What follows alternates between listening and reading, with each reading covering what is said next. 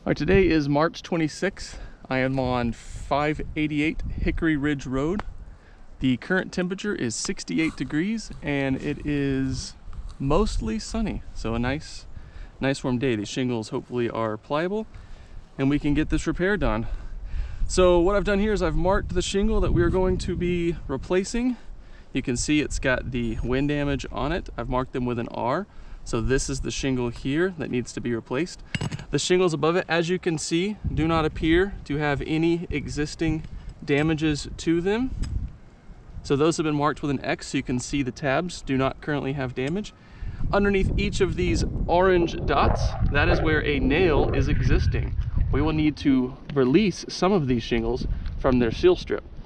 The shingles of the X's should remain. Upon completion of this repair, these shingles should not exhibit any further damage than what they currently look like. So we're gonna get a nice close look here. We do not see any fiberglass cracking. We do not see any granule loss that would indicate that this shingle has any wind damage existing to it. However, this shingle, we can clearly see, does have wind damage to it, and we're gonna be replacing it. So let's get that started. So first thing we need to do is we need to release the seal strip on all of these shingles. We're gonna be doing this today with a roof snake. And we're going to try and keep the angle of these shingles very, very minimal, only lifting them up as absolutely much as necessary and trying to prevent damage by being very careful, slow, and methodic. Now that we've got the strips released, we'll go ahead and make sure this one that's wind damaged is released. Sometimes even though they get damaged, they do seal themselves back down when it gets warm. So now first thing I'm going to check is underneath the one that is damaged, we're going to remove it. I'm going to lift it up further than I will the other ones so that I can see if the shingle delaminated from me releasing. And as you can see here, it did delaminate a few of the granules. It did pull off of the shingle underneath it, so it would be reasonable to assume that happened underneath these shingles, but again, I'm not going to lift them up to look because that's not the main purpose of this. However, this does show that already when I released this seal, it is now damaged further than it was when I began, and I haven't even started.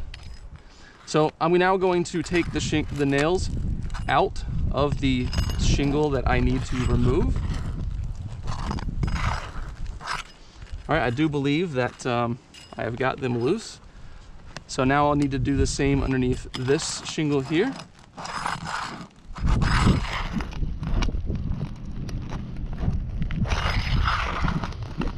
And as you can see, I am as little as possible attempting to lift up on the shingle. Now we're going to slightly, again, lift up here as little as possible to get that nail out. Okay, that one is loose. We're going to look under here, see if we can locate the nail. All right, we've got that one loose. And one last time, we're going to check here, and it feels like that one is loose. Now I need to remove that nail if this shingle still does not slide out, which it does not appear to slide out still. So we need to pop some of these nails out again.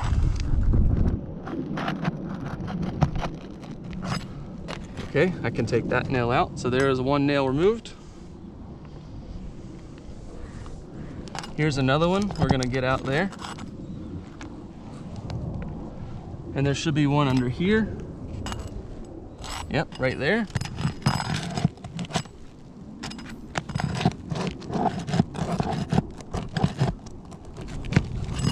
All right, we've got that one loose and we got that nail out. And we should have one more in here.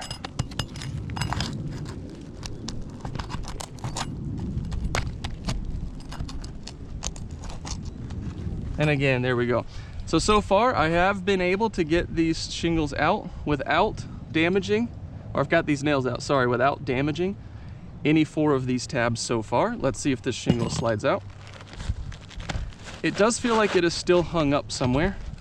So we're gonna need to probably see where this tab might be hung up at.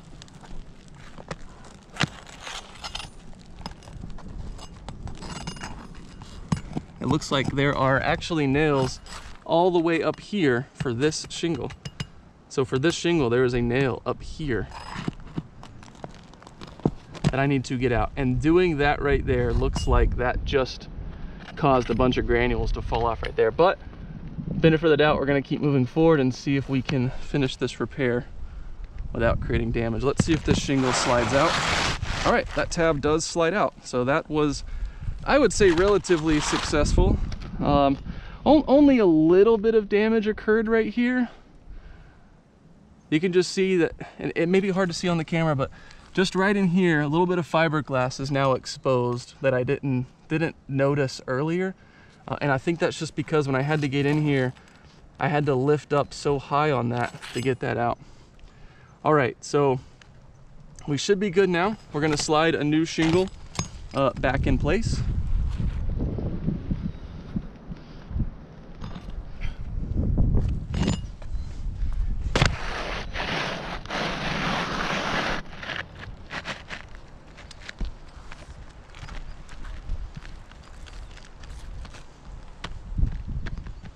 Does see this shingle is not able to quite slide in. I think they're not quite exactly the same size, so it needs to go up. But there's actually, I think, a nail still up here, probably when this shingle was nailed, that needs to come out. Yep, I can see it right there. So that nail was in the way, so we got that nail out. And there may be, yeah, there's one more right here. We're gonna go ahead and pop that. So again, taking those two out didn't cause any further damages. Now it looks like this shingle does slide in as far as it needs to go. We're gonna get it lined up. All right, now this is where damage typically occurs. We're gonna use this snake, which holds this nail, and we're going to attempt to nail this shingle, the new one, in, and then we also have to re-nail this shingle because we took the nails out. To make sure that this top shingle remains a little bit pliable, I'm gonna go ahead and release the strip up here to encourage that shingle to not want to break.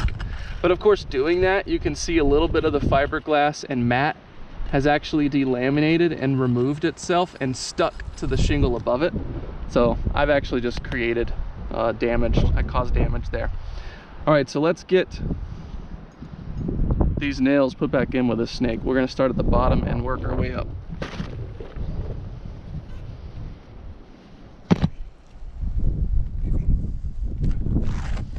Move this too. Let's get this put up a little. Oh. And we'll just start here on the edge. Again, lifting this up as little as possible.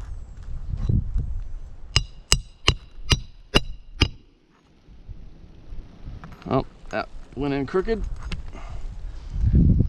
So what I'm trying to do is I'm trying to keep this base off of this shingle as much as possible so that it wouldn't cause damage to it. But you see the nail end up going crooked because I don't have good control because the tool's not designed that way. But I'm gonna try again. I need to finish nailing that. All right, that nail is attached. I'm now gonna do the left side of this shingle.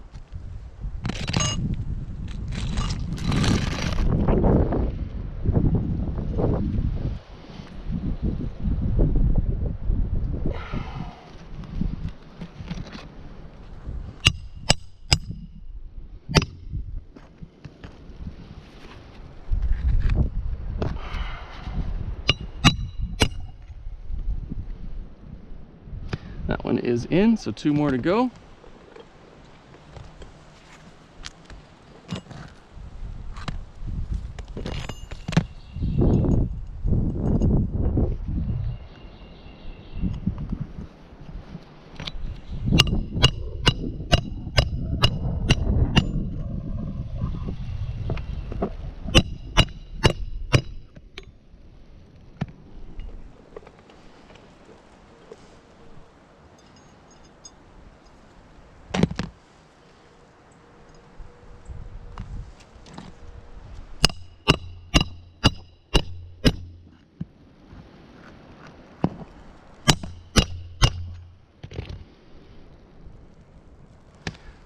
And now I've got to put in 3 more nails.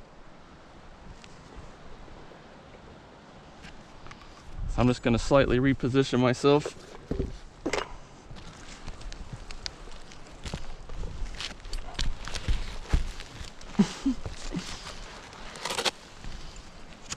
There we go.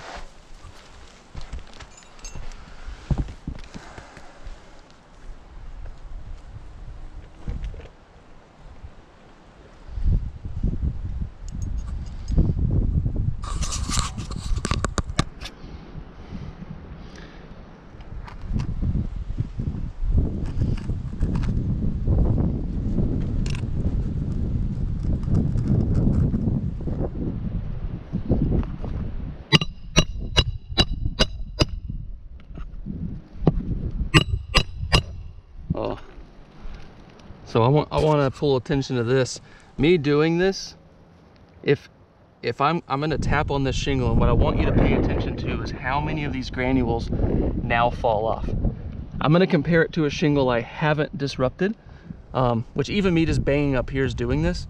But let's just take this. You can see that there's minimal. A lot of that's because I've been hammering. Because I'm doing this repair and simply hammering and being careful, I'm actually causing damage to this roof.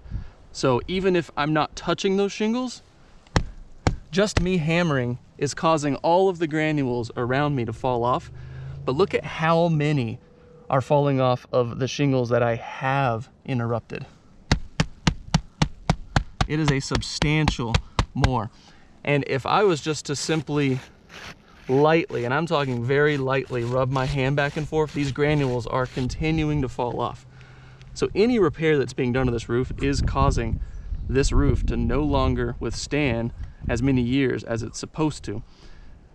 And just a little education on this, these rocks, these little granules, they are here to serve a purpose, which is to protect the asphalt, which is the black part, from getting dry rotted. It protects the asphalt from UV rays.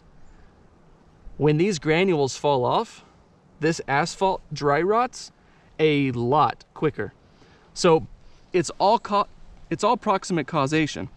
Because there's wind damage and we're having to do a repair, we are disturbing this roof more, which is aging it quicker because the granules are falling off at a much higher rate than they would if we were just to replace the roof or if we were to leave it undisturbed. So with that being said, doing this repair is causing the roof to age faster, and that goes for every shingle that is within, say, a 10-foot radius of where we're working, because every time I swing this hammer, a ton of granules are coming out. So when I put in this next nail, I want you to watch what's happening to all of these granules on this roof. Don't pay attention to me hammering. Let's watch the granules. And hopefully you can see that. There are granules falling all the way up there, all the way over here, and all the way over here. Even my chalk appears to have, it's starting to fall. And you can just see when I tap it, what's happening to all of these rocks, to my chalk. My chalk is falling off. So this roof is no longer repairable. It is beyond that point. We're gonna finish this and then we're gonna look and see how the shingles that we did interact with fared.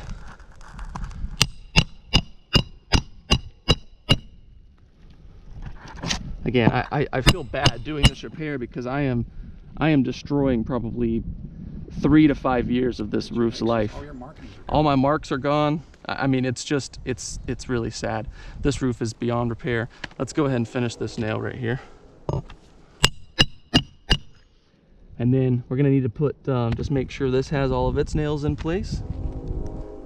Just making sure. Looks like everything's been nailed back in. All right, so let's inspect these shingles really close up and see if we've got any damages that have resulted other than the massive granule loss.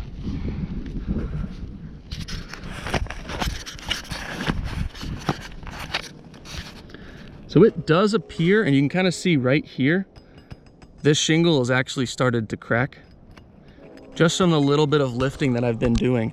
And if we even back up, you can sort of see now that line of where the shingle was getting lifted, very, very little.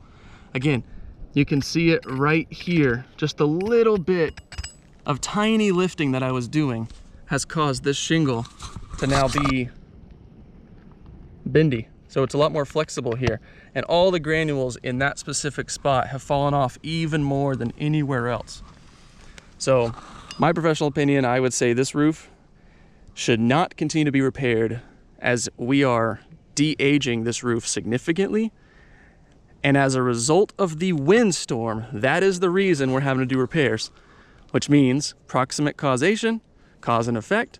The granules are falling off because we're doing a repair. We're doing a repair because of a windstorm. The whole roof needs to be replaced.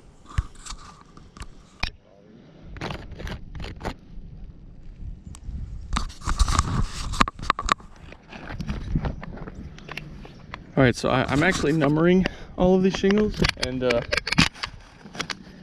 started my video on 63, but I'll keep going here as I chug along to document the rest of these.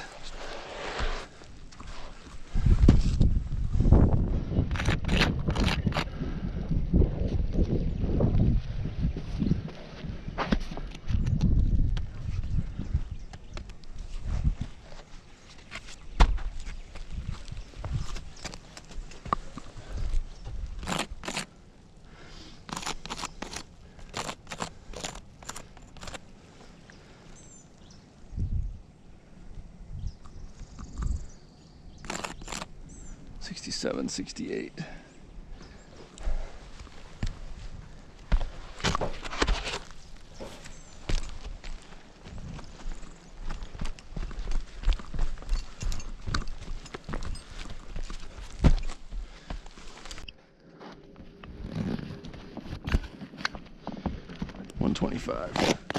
I keep finding these things. All right, so that's number 125. So we're just gonna take you on a walk around. We'll show you some things we've done. There's the repair that we were able to do without causing damage. We also attempted a few other repairs. The shingles in this area of the roof, especially this area, are a lot more susceptible to damages. We believe that is because of the way the sun is, the trees are. This area specifically is getting a lot more sun than maybe this area was. You can even see right now, all of that is shaded. And the granule loss in this small section of the roof is not as bad. However, we did this attempt to repair. It failed. This one, we were able to relatively do a success. The edge of the shingle here did get torn up, and it looks like there is still some granule loss happening, as well as what you can see in here is the fiberglass has begun to crack. The asphalt has cracked as well. So again, I would say these both are fails. Then as we go over here, here's another repair that was attempted.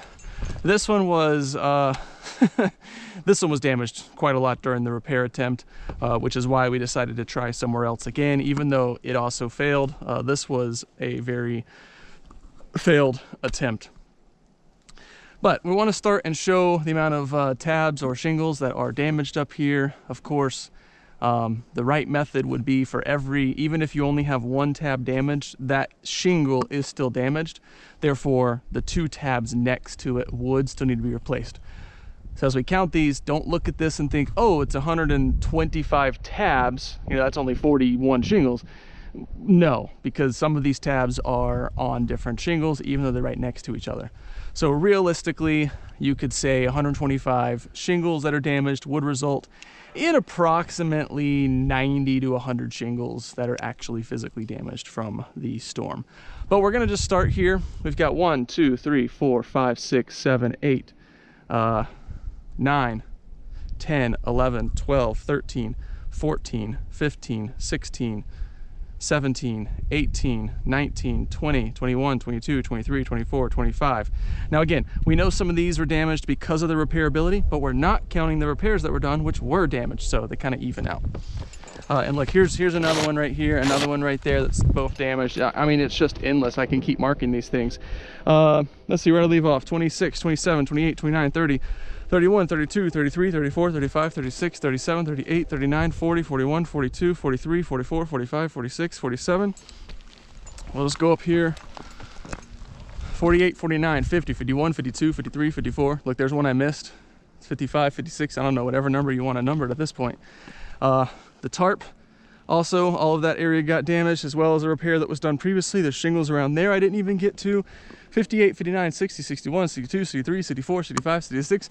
There's some up there, 65, 63, 66, 67, 68, 69. Let's see, where's 70? Oh, it came down here. Here's 70, right here in this valley. This is a big problem here. This shingle's gotten damaged from being picked up sort of this direction. You can see a clear line right there. Hopefully the camera's picking that up. Problem with that is this shingle runs under here. Well, you can't like just replace this tab because you're not allowed to put a seam unless it's like, you can't put a seam here. It has to be a minimum of 12 to 18 inches from the valley, depending on code or manufacturing instructions, which our code are 905.2.4.6. You can look at any of them you want. Well, this shingle needs to run up underneath it. Well, if this one gets damaged, which it will, because we can't actually lift that up without taking this off. So basically you end up with this issue going here. These shingles have to go underneath. Now we're getting in the valley. Like, that just kind of ties both those slopes in together. That whole slope's got to be replaced no matter what you say, even if it had no damage. 70, 71, 72, 73, 74, 75, 76, 77, 78, 79, 80, 81, 82, 83, 84, 85, 86, 87, 88, 88, 90, 90, 91. Let's see if I can get up there and show you all those shingles. Take my pit chopper up here. Oh look, here's some more. I didn't even see those or mark those. So we're already up pretty high. 90, 91, 92, 93, 94, 95, 96, 97, 98. I don't know what happened to 97. Oh, there it is. 98, 99, 100, 101. Huh. 102, 103, 104, 105, 106, 107. I might have skipped one. Oh well. 108, 109, 110, 111. Oh, there's 108. Here's 10. Oh, 10's down here. 111, 112, 113, 114, 115, 116, 117, 118, 119. I think you're standing on 120. Oh yeah. 120, 121, 122. Oh, there's 112. 124, 125. 126. All right, which ones did I miss? 127. I mean, all of these. 28, 29, 30, 31. There's another one. Yeah, 32. 133. There's a few over there I'm not going to get. 34, 35, 36. The ones I missed here, 37, 38. This one I missed, 39. The 5 over there I missed is 50. I mean, come on, guys. At what point are we going to say this roof's repairable? Are we really going to do that? I mean, this is ridiculous. This is just the backside.